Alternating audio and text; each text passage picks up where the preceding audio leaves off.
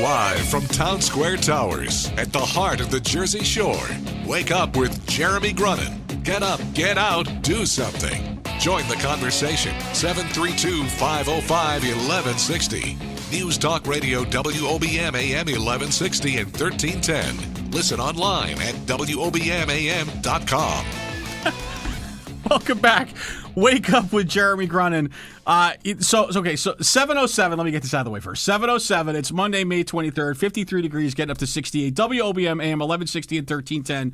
News Talk Radio, streaming live on the Radio Pup app and WOBMAM.com. 732-505-1160 to join the conversation. And so, I because I'm so bad, I am so miserably, horribly bad at ranks and roles within the military, right? I am going to let my two guests introduce themselves because that'll make it. See what I'm doing here is I'm taking the pressure off myself, and instead I just flip it over. They have mics in front of them. Why not let them do a little work? So go ahead. If you could go ahead and introduce yourself. Hi, good morning. I'm Chief Master Sergeant Timothy Pachasa, and I'm the Command Chief for the 305th Air Mobility Wing at Joint Base McGuire-Dix, Lakehurst. And I'm Staff Sergeant Caitlin Jones. I work at Joint Base Public Affairs at Joint Base McGuire-Dix, Lakehurst, and I've been here before. So right, you've been here, but see now, look, but I'm looking. I know, and I'm looking at all my notes, and I'm like, wait, I don't have Caitlin's. Like her rank or anything in here. So that was just like that was a total cop out. It's like you like an Air Force for dummies. Yeah, is there something below that? Like, if there was something below that, I might be interested. Okay, let's start because we just came off this fantastic air show, right? It was amazing. Amazing. So, Caitlin, why don't you tell us a little bit? Why don't you drop some knowledge on us about how that went? I got knowledge. All right, go ahead. Hit us.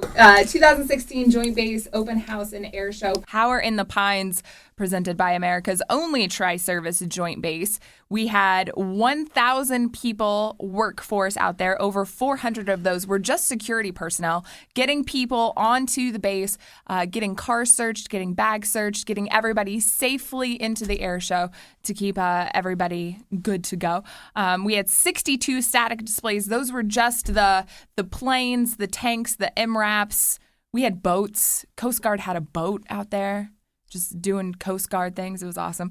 11 aerial acts. We had everyone from P-51, B-25, the Navy FA-18 Super Hornet, Geico Skytypers, Breitling Jet Team, U.S. Air Force Thunderbirds, U.S. Army Golden Knights jumping out of planes. We'll talk about Chief Pachasa jumping out of planes later, I hope. It's cool. Well, definitely. It's a cool story. It's like way cooler than me. Like, I update Facebook, like, what's up? Listen, that could be scary in its own right. Okay, so a lot of people. 375,000 people over both days. We had 150,000 the first day. And then wow. Yeah. Now let me ask you a question, because this is where my warped mind goes. Like, are you like are you guys selling hot dogs, and are there concession stands and everything like that? Yeah, like, of course. We had beer. There was beer, and does all the profits, do all the proceeds go back, or is it like vendored out? How does that work? So most of our vendors that worked the air show were put on by Squadron Booster Club. So from around the base, all 5 services, we had airmen, soldiers, sailors, Marines, Coast Guardsmen come out and actually work during the air show and raise money for their Squadron Booster Clubs. And that goes towards, having fun days, having picnics, having cookouts, all sorts of things throughout the year. So right, because our tax so this is a concept that I don't think most people truly kind of get, is that taxpayer money goes and pays for like missions and pays for meals, and pays for like all of the things that, the day-to-day stuff that our military has to do to keep us safe and do what they need to do. But it doesn't pay for R&R time. It doesn't pay for for team building, some of the team building activities and things like that are so necessary to keep a cohesive, group. And so events like this and things like this are great ways to put more money in the kitty to kind of to build a more well-rounded group, right? Absolutely. And that's just one of the byproducts. The main goal was just to invite people out that live around the base all the time, that hear the jets, that hear the artillery from the ranges, and just bring them out, put on a great show, right. but also let them get some face-to-face time right. with our service members that work at JBMDL, just to see what we do every single day. The 305th put on a C-17 assault landing. And so C-17, big plane, Jeremy. Yeah. We'll bring you a picture next time, but Okay. it's a big one. I mean, it lands, and I mean, it could have landed Almost in your comes to an driveway. immediate halt. Yeah. It's insane. Yeah. So just there's cool stuff. There's the Thunderbirds. There's Breitling. There's whatever. But just seeing things that happen at the Joint Base every day, like the C-17 assault landing. We did an air refueling demo. Those sort of things are why we really appreciated 375,000 people. And coming out. we wanted, as far as my boss was concerned, we didn't want people to see a joint base. We wanted them to see their joint base, right. and everything that they help contribute, and all the military members who live in and around the surrounding communities. We wanted people to see what we provide and how we help provide for them. Because at the end of the day, we have 38,000 people on base, and not all of those people live on base. They're living in Toms River. I live in Medford. They're living out among Jersey. We're immersed in the communities. Our kids go to Jersey schools. Right. So at the end of the day, these are your neighbors. These are your kids' friends' parents. Hopefully, we're all good role models. Yeah, it just so happens that some of our neighbors jump out of airplanes and stuff, which is different than what others of because I know it's a lot of it is the demystifying that Absolutely. we're just we're just normal people. We may have some abnormal jobs or what others would consider definitely different. But at the end of the day, we're all just we all have our niche in life and are doing what we need to do. So I change diapers daily. yeah, So I'm still an everyday person. yeah, you do, and that's. I have so many ways. I don't know you well enough because there's so many ways to go after a diaper comment. I'm an open book. Bring it. No, I'm completely letting it go. So do you take do you know how far and so 375,000 people? That's that's a lot of folks. I mean, how far and wide does it stretch? You get people from outside of the state coming into these things, and we have people from all over the country that come in. I mean, mainly it's here regional. You get Pennsylvania, New Jersey, Delaware, New York, that sort of thing. But then you have people from all over the country. You have people from all over the world. We had a French journalist that came in and covered the air show because the Breitling jet team is French, and they're on their first kind of North American tour. So he came in and covered the air show. So you really get all kinds of kinds. My parents flew in from Kansas City.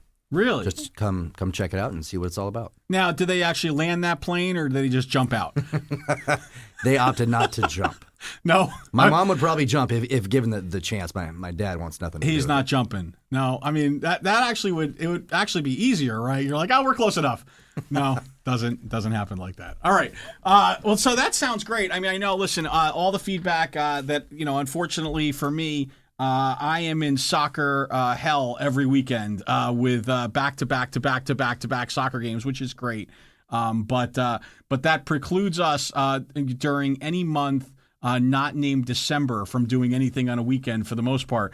But lots of folks that I know locally were at the show. Certainly, it was. I saw obviously all the pictures on Facebook. Dana Lancelotti and all the county folks were raving about. And again, how well organized it is. It's like it sounds when you talk about the security checks and what has to go in because you're coming onto the base. But it all goes so smoothly, and it's all it is really a testament to how well organized our armed forces are, and how fortunate we are to have the joint base here. So, with that, we want to turn now to Chief Pachasa. So, I know you have a very interesting story, right, about how you ended up where you were, right? And I don't mean the changing diapers piece. And we're going to get to that right after the break. Is that okay? Because this is, I like to, they want me to tease stuff. Suspenseful. So that I like people stay for a few minutes. And then, anyway, not that our commercials aren't riveting and just enthralling and you just don't want to more and more of them. But when we get back, we're going to talk more. Maybe by then I'll have roles, responsibilities, ranks, all that. Not a chance. Wake Up with Jeremy Grudden, back right after this. Rush Limbaugh today at noon. More Wake Up with Jeremy Grunin coming up next. News Talk Radio, WOBM AM 1160 and 1310. Now, back to Wake Up with Jeremy Grunin. News Talk Radio, WOBM AM 1160 and 1310 and WOBMAM.com. Welcome back. Wake Up with Jeremy Grunin. Okay, so let's talk a little bit, first of all, Chief, about what is air mobility. So when you think about the different air forces throughout the world, there are phenomenal air forces. Really, they're limited in scope by their capacity just to kind of fight where they are. So if you look at Europe, they're set up for a Europe fight and just do everything that they can there. What's great about Air Mobility Command is it lets us extend air power worldwide. So whether we can move people and cargo to do that, or with our refuelers, we can move all of our combat aircraft anywhere in the world. That is fairly unique just to the U.S. Air Force and in that grand capacity to go worldwide, and with the 305th Air Mobility Wing pushing rapid global mobility excellence. I mean, that is our mantra, and that's what we try and strive for every day. So it's kind of like, when you're driving, right? And you're running low on gas, right? And you're like, gosh, I got to find where the nearest gas station is. Well, it doesn't work that way in the air, right? Because you actually have to kind of like rendezvous with the gas station, right? So, and that's which is a lot more difficult than just pulling up and keeping and remembering which side of your car the gas tank is on, right? That's actually easier than what you guys do every day. I kind of think if you're going to go out to Vegas with all your friends and you're going to go out there and rage and just have a great weekend with all your friends, and you had one person who goes with you and just keeps feeding you booze and money to do that just to keep the party going the entire time, that's Air Mobility Command. That's what now, we're there. see, that's a great way to do just to get the party rocking worldwide, bring some bad stuff to the enemy. Air Mobility Command. We keep feeding you booze and money. I like that. That's wasn't the direct correlation. Listen to me. I'm part of the media now. Fair enough. So this is how the media twists things around. It's horrible, right? Fair. I'm joking. No, so that's cool. Okay, so you have 2,400 folks that are under your command. Right, which when you take a step back, that must frighten you on some level, right? So Colonel Price, who's the wing commander, is a phenomenal guy, extremely well-read, well-learned. He's got a PhD in strategic leadership. Right. So he's in charge as far as the whole command process. I'm just there simply as his advisor for enlisted personnel and in people issues. Right. Morale, health, welfare, training, operations to do that. So it's a phenomenal job for me to have. But what I'm saying is, and just us girls talking now, right? So, of course. So when you walk into the room with any of those other 2,400 people, they're like, they have to kind of they're on extra special behavior, right? Yes, and I really don't like that. Yes, you do. Tell the truth. Come on. And again, we're talking, so some of the background, the stripes don't make me who I am. My stripes and my uniform does not encapsulate what Tim Pachasa is. All right, so it's a really uneasy so what feeling. is Tim Pachasa? So first tell us, how did you get into this role? So I joined when Desert Storm happened. I was a freshman in high school. I was like, wow, I could really think about joining the Air Force. And then in October of my senior year is when Black Hawk Down happened. And so I thought I was going to join the military and I wanted to do something cool. So I kind of got into the battlefield airman aspect of things and became a TAC-P, where I call in airstrikes for Army units. And so that career has taken me from assignments with the 82nd Airborne Division to 3rd Special Forces Group to 2nd Infantry Division to 3rd Armored Cavalry Regiment, a training center in Germany, to 1st Armored Division, to 1st Infantry Division, doing all that stuff, and then finally to Headquarters Pacific Air Forces in Hawaii prior to having my current job. So extremely Army heavy, calling in airstrikes for frontline units. Right. And then and now here you are. And now here I am. So when we come back, I want you to think about this. This is very important, okay? And I know maybe not in the grand scheme of what you do every day is this so important, but in the scheme of Wake Up with Jeremy Grunin, I want you to close your eyes and I want you to think about when you got that call and said, you're moving from Hawaii to New Jersey. I want you to think about that, and I want you to recap for our listeners how that felt when we get back, okay? Because I think that's got to be fantastic on so many levels. All right, Wake Up with Jeremy Grunin. Back after this.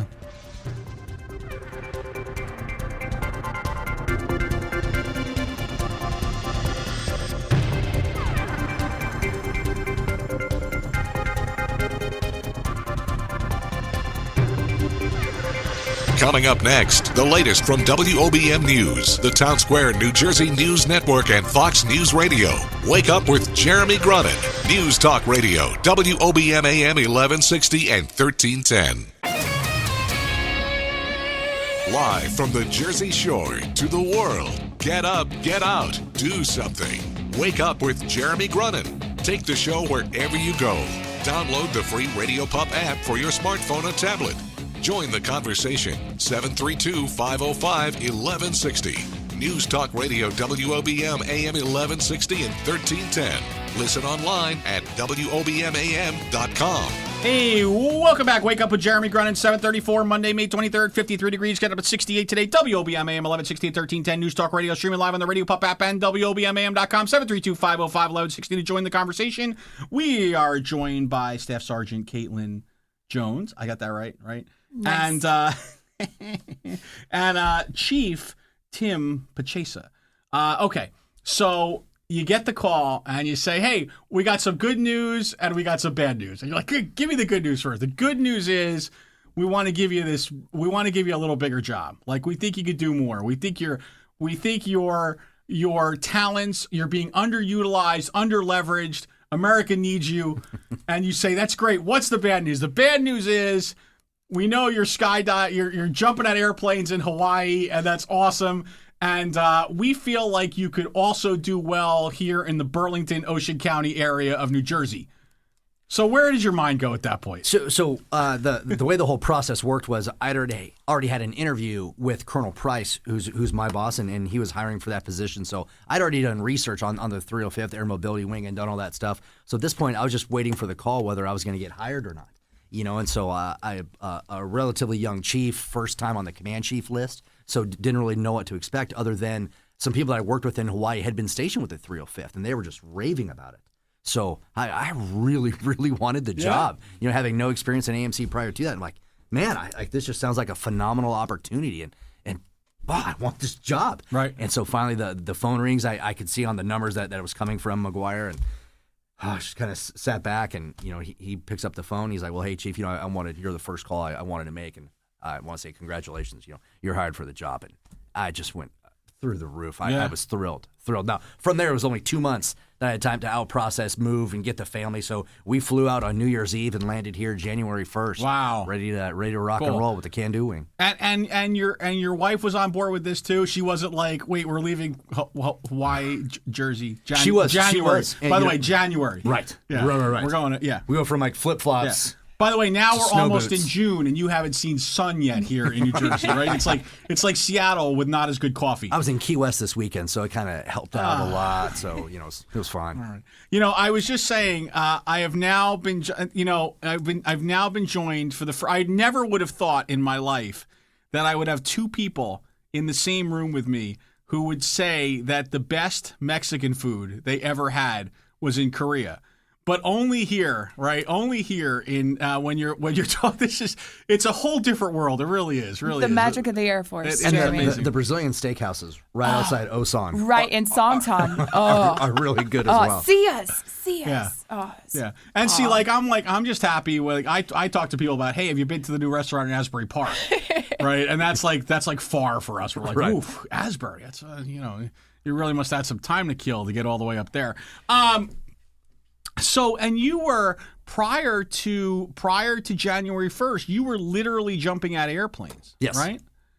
I mean, yes. And so what was were you jumping out of airplanes in combat type scenarios or just because, I mean, what was just practice and training as far as the roles there at headquarters PACAF and providing oversight for all the jump programs throughout the Pacific is that we provided the oversight for that. So in order to do that, you need to maintain your currencies. So we had, just unilateral jumps with ourselves. We did multi-lift with the SEALs there at the ones that are stationed there at the Pearl Harbor area. And so, whenever we could get jumps and get out there, we would just to maintain currencies and maintain our perspective and keep our eye on emerging trends and techniques. So you've been doing this for 21 years, right? Yes. So if you were, and you said you have a 10-year-old, right? Yes. And so your 10-year-old probably has a little different set of sensibilities than maybe you do, right? So. But what would you tell a high school kid today that's that's confused. I'm not looking for you to do the recruitment drill here, but it's been pretty good to you for 21. You'd say you're pretty happy with the choices you've made, right? I'm extremely happy. Like, and even the failures that I've made throughout my career have helped shape who I am. But the military has been a great place to kind of harness. So even my mistakes are handicapped, so that they can't get huge just based off of the military rules and the things that we have. So I think it's a phenomenal environment for people to grow in and thrive just with the set of rules that we have and the environment that we create for each other. Right. So if you were talking to that 16-year-old kid or 17-year-old kid who's confused about what they want to do with the rest of their lives, you certainly would be an advocate for saying, listen, this is something you should take a look at. Not for everybody, obviously.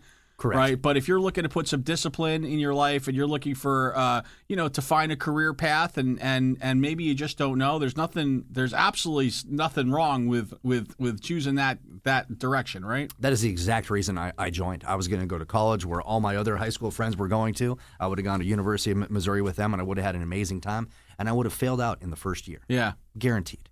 Yeah. So I knew I needed discipline. I knew I needed structure, and I absolutely found it in the Air Force, or I'd say even in the military. You don't have to join the Air Force, right? But it really is a great society that we have here. That's awesome. And I'll tell you what, having the exposure that I've had in the last few years as part of the honorary commander program, and some of the things that we've done, as the military support committee, et cetera, and meeting all the folks at the base, it's been really eye opening because. I think sometimes you kind of have this preconceived notion of what folks are, and it's just not that. It's a great group of folks and doing the right things, and I do have to get to the magic wand real quick, but I would be remiss if I didn't thank both of you for your service and for what you're doing for our country every day to keep us the greatest country in the world. So, all right, real quick, magic wand. What are you doing with it? You have an opportunity to make an impact on the world, or just on your world. What are you going to do?